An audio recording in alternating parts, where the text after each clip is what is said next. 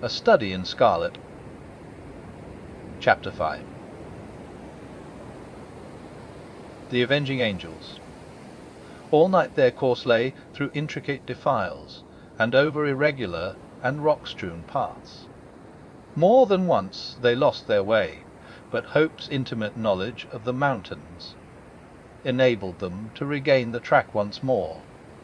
When morning broke, a scene of marvellous though savage beauty lay before them. In every direction the great snow-capped peaks hemmed them in, peeping over each other's shoulders to the far horizon. So steep were the rocky banks on either side of them that the larch and the pine seemed to be suspended over their heads, and to need only a gust of wind to come hurtling down upon them. Nor was the fear entirely an illusion, for the barren valley was thickly strewn with trees and boulders which had fallen in a similar manner. Even as they passed, a great rock came thundering down with a hoarse rattle which woke the echoes in the silent gorges, and startled the wary horses into a gallop. As the sun rose slowly above the eastern horizon, the caps of the great mountains lit up one after the other, like lamps at a festival, until they were all ruddy and glowing. The magnificent spectacle cheered the hearts of the three fugitives, and gave them fresh energy. At a wild torrent which swept out of a ravine they called a halt, and watered their horses, while they partook of a hasty breakfast. Lucy and her father would fain have rested longer, but Jefferson Hope was inexorable. "The air will be upon our track by this time," he said. "Everything depends upon our speed. Once safe in Carson we may rest for the remainder of our lives." During the whole of that day they struggled on through the defiles, and by evening they calculated that they were more than 30 miles from their enemies. At night time they chose base of a beetle-laying crag, where the rocks offered some protection from the chill wind, and there huddled together for warmth. They enjoyed a few hours' sleep. Before daybreak, however, they were up and on their way once more. They had seen no signs of any pursuers, and Jefferson Hope began to think that they were fairly out of the reach of the terrible organization whose enmity they had incurred. He little knew how far that iron grasp could reach, or how soon it was to close upon them and crush them. About the middle of the second day of their flight their scanty store of provisions began to run out. This gave the hunter little uneasiness, however, for there was game to be had among the mountains, and he had frequently before had to depend upon his rifle for the needs of life. Choosing a sheltered nook, he piled together a few dried branches and made a blazing fire, at which his companions might warm themselves, for they were now nearly 5,000 feet above the sea level, and the air was bitter and keen. Having tethered the horses and bade Lucy adieu, he threw his gun over his shoulder and set out in search of whatever chance might throw in his way. Looking back, he saw the old man and the young girl crouching over the blazing fire, while the three animals stood motionless in the background. Then the intervening rocks hid them from his view. He walked for a couple of miles through one ravine after another without success, though from the marks upon the bark of the trees, and other indications, he judged that there were numerous bears in the vicinity. At last, after 2 or 3 hours' fruitless search, he was thinking of turning back in despair, when casting his eyes upwards he saw a sight which sent a thrill of pleasure through his heart. On the edge of a jutting pinnacle, 300 or 400 feet above him, there stood a creature somewhat resembling a sheep in appearance, but armed with a pair of gigantic horns. The bighorn, for so it is called, was acting, probably, as a guardian over a flock, which were invisible to the hunter, but fortunately it was heading in the opposite direction, and had not perceived him.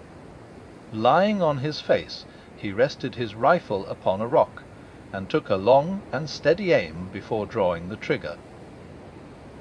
The animal sprang into the air, tottered for a moment upon the edge of the precipice, and then came crashing down into the valley beneath. The creature was too unwieldy to lift, so the hunter contented himself with cutting away one haunch and part of the flank. With this trophy over his shoulder, he hastened to retrace his steps, for the evening was already drawing in. He had hardly started, however, before he realized the difficulty which faced him. In his eagerness, he had wandered far past the ravines which were known to him, and it was no easy matter to pick out the path which he had taken. The valley in which he found himself divided and subdivided into many gorges, which were so like each other that it was impossible to distinguish one from the other. He followed one for a mile or more until he came to a mountain torrent, which he was sure that he had never seen before. Convinced that he had taken the wrong turn, he tried another, but with the same result. Night was coming on rapidly, and it was almost dark before he at last found himself in a defile which was familiar to him. Even then it was no easy matter to keep to the right track, for the moon had not yet risen, and the high cliffs on either side made the obscurity more profound. Weighed down with his burden, and weary from his exertions, he stumbled along, keeping up his heart by the reflection that every step brought him nearer to Lucy, and that he carried with him enough to ensure them food for the remainder of their journey. He had now come to the mouth of the very defile in which he had left them. Even in the darkness he could recognize the outline of the cliffs which bounded it. They must, he reflected, be awaiting him anxiously, for he had been absent nearly 5 hours. In the gladness of his heart he put his hands to his mouth, and made the glen reacho to a loud halloo as a signal that he was coming. He paused and listened for an answer. None came save his own cry, which clattered up the dreary silent ravines, and was borne back to his ears in countless repetitions. Again he shouted, even louder than before, and again no whisper came back from the friends whom he had left such a short time ago. A vague, nameless dread came over him, and he hurried onwards frantically, dropping the precious food in his agitation. When he turned the corner, he came full in sight of the spot where the fire had been lit. There was still a glowing pile of wood ashes there, but it had evidently not been tended since his departure. The same dead silence still reigned all round. With his fears all changed to convictions, he hurried on. There was no living creature near the remains of the fire. Animals, man, maiden, all were gone. It was only too clear that some sudden and terrible disaster had occurred during his absence, disaster which had embraced them all, and yet had left no traces behind it. Bewildered and stunned by this blow, Jefferson Hope felt his head spin round, and had to lean upon his rifle to save himself from falling. He was essentially a man of action, however, and speedily recovered from his temporary impotence. Seizing a half-consumed piece of wood from the smouldering fire, he blew it into a flame, and proceeded with its help to examine the little camp. The ground was all stamped down by the feet of horses, showing that a large party of mounted men had overtaken the fugitives, and the direction of their tracks proved that they had afterwards turned back to Salt Lake City. Had they carried back both of his companions with them? Jefferson Hope had almost persuaded himself that they must have done so, when his eye fell upon an object which made every nerve of his body tingle within him. A little way on one side of the camp was a lowling heap of reddish soil, which had assuredly not been there before. There was no mistaking it for anything but a new-laid grave. As the young hunter approached it, he perceived that a stick had been planted on it, with a sheet of paper stuck in the cleft fork of it. The inscription upon the paper was brief, but to the point: John Ferrier, formerly of Salt Lake City, died August 4th, 1860. The sturdy old man, whom he had left so short a time before, was gone then, and this was all his epitaph. Jefferson Hope looked wildly round to see if there was a second grave, but there was no sign of one. Lucy had been carried back by their terrible pursuers to fulfil her original destiny by becoming one of the harem of the eldest son. As the young fellow realized the certainty of her fate and his own powerlessness to prevent it, he wished that he, too, was lying with the old farmer in his last silent resting-place. Again, however, his active spirit shook off the lethargy which springs from despair. If there was nothing else left to him, he could at least devote his life to revenge. With indomitable patience and perseverance, Jefferson Hope possessed also a power of sustained vindictiveness, which he may have learned from the Indians amongst whom he had lived. As he stood by the desolate fire, he felt that the only one thing which could assuage his grief would be thorough and complete retribution, brought by his own hand upon his enemies. His strong will and untiring energy should, he determined, be devoted to that one end. With a grim, white face, he retraced his steps to where he had dropped the food, and having stirred up the smouldering fire, he cooked enough to last him for a few days. This he made up into a bundle, and, tired as he was, he set himself to walk back through the mountains upon the track of the avenging angels. For 5 days he toiled footsore and weary through the defiles, which he had already traversed on horseback. At night he flung himself down among the rocks and snatched a few hours of sleep, but before daybreak he was always well on his way. On the 6th day he reached the Eagle Cairn, from which they had commenced their ill-fated flight. Thence he could look down upon the home of the saints. Worn and exhausted, he leaned upon his rifle and shook his gaunt hand fiercely at the silent, widespread city beneath him. As he looked at it, he observed that there were flags in some of the principal streets, and other signs of festivity.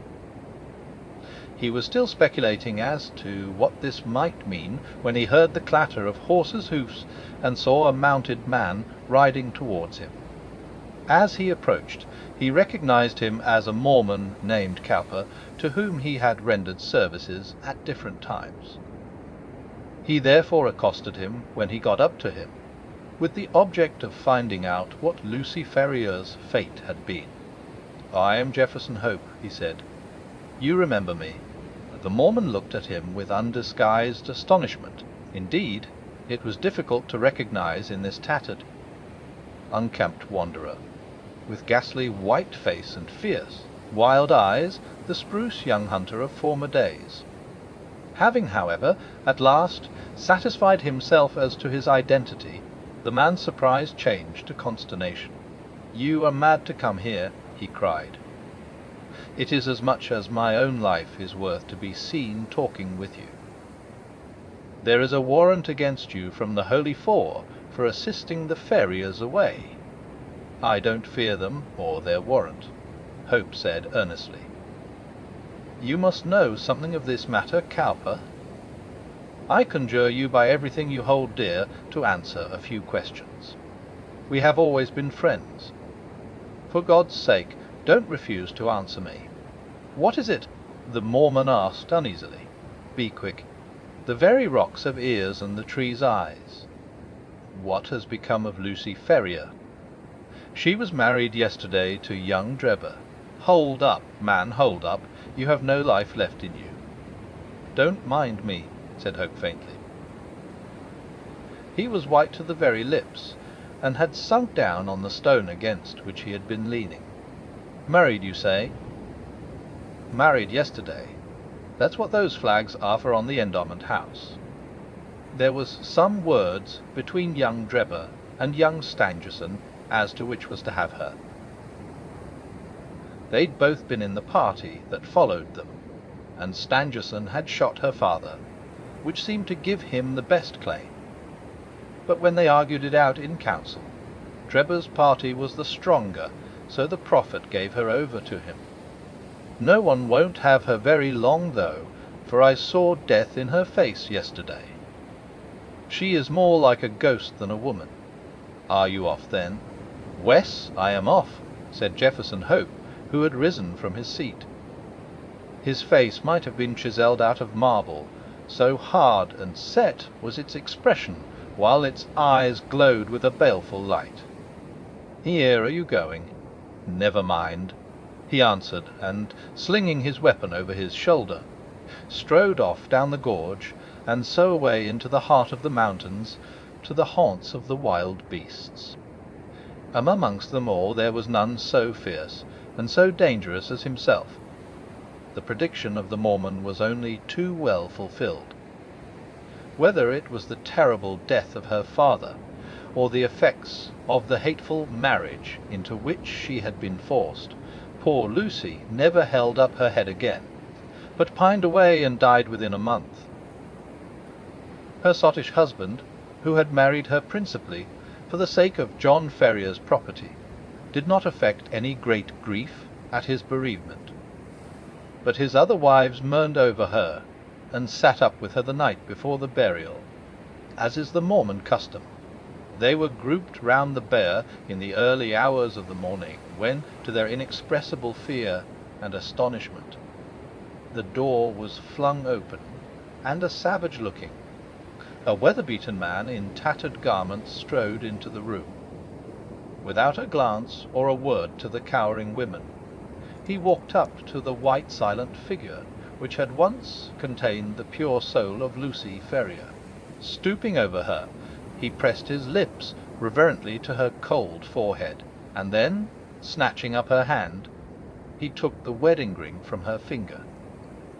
"She shall not be buried in that," he cried with a fierce snarl, and before an alarm could be raised sprang down the stairs and was gone. So strange and so brief was the episode that the watchers might have found it hard to believe it themselves or persuade other people of it, had it not been for the undeniable fact that the circlet of gold which marked her as having been a bride had disappeared. For some months Jefferson Hope lingered among the mountains, leading a strange wild life, and nursing in his heart the fierce desire for vengeance which possessed him. Tales were told in the city of the weird figure which was seen prowling about the suburbs, and which haunted the lonely mountain gorges. Once a bullet whistled through Stangerson's window, and flattened itself upon the wall within a foot of him. On another occasion, as Drebber passed under a cliff, a great boulder crashed down on him, and he only escaped a terrible death by throwing himself upon his face. The two young Mormons were not long in discovering the reason of these attempts upon their lives, and led repeated expeditions into the mountains in the hope of capturing or killing their enemy, but always without success. Then they adopted the precaution of never going out alone or after nightfall, and of having their houses guarded. After a time they were able to relax these measures, for nothing was either heard or seen of their opponent, and they hoped that time had cooled his vindictiveness. Far from doing so, it had, if anything, augmented it. The hunter's mind was of a hard, unyielding nature, and the predominant idea of revenge had taken such complete possession of it that there was no room for any other emotion. He was, however, above all things practical. He soon realized that even his iron constitution could not stand the incessant strain which he was putting upon it. The exposure and want of wholesome food were wearing him out. If he died like a dog among the mountains, what was to become of his revenge then? And yet such a death was sure to overtake him if he persisted. He felt that that was to play his enemy's game, so he reluctantly returned to the old Nevada mines, there to recruit his health and to amass money enough to allow him to pursue his object without privation.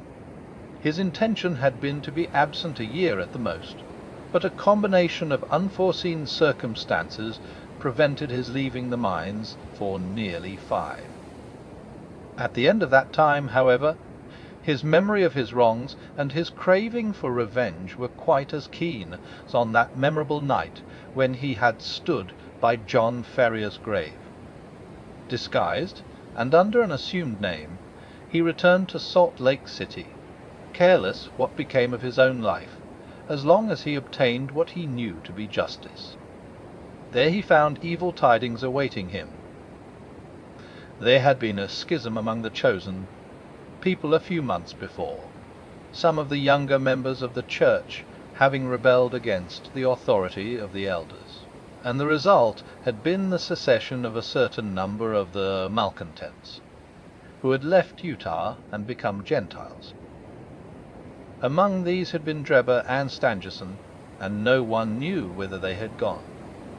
Rumour reported that Drebber had managed to convert a large part of his property into money, and that he had departed a wealthy man, while his companion, Stangerson, was comparatively poor. There was no clue at all, however, as to their whereabouts. Many a man, however vindictive, would have abandoned all thought of revenge in the face of such a difficulty, but Jefferson Hope never faltered for a moment.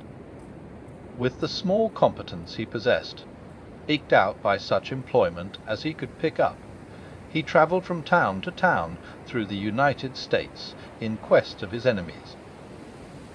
Year passed into year, his black hair turned grizzled, but still he wandered on, a human bloodhound, with his mind wholly set upon the one object upon which he had devoted his life. At last his perseverance was rewarded. It was but a glance of a face in a window, but that one glance told him that Cleveland in Ohio possessed the men whom he was in pursuit of. He returned to his miserable lodgings with his plan of vengeance all arranged. It chanced, however, that Drebber, looking from his window, had recognized the vagrant in the street, and had read murder in his eyes. He hurried before a justice of the peace, accompanied by Stangerson, who had become his private secretary, and represented to him that they were in danger of their lives from the jealousy and hatred of an old rival. That evening Jefferson Hope was taken into custody, and not being able to find sureties, was detained for some weeks. When at last he was liberated, it was only to find that Drebber's house was deserted, and that he and his secretary had departed for Europe. Again the avenger had been foiled, and again his concentrated hatred urged him to continue the pursuit. Funds were wanting, however, and for some time he had to return to work, saving every dollar for his approaching journey. At last, having collected enough to keep life in him, he departed for Europe, and tracked his enemies from city to city, working his way in any menial capacity, but never overtaking the fugitives.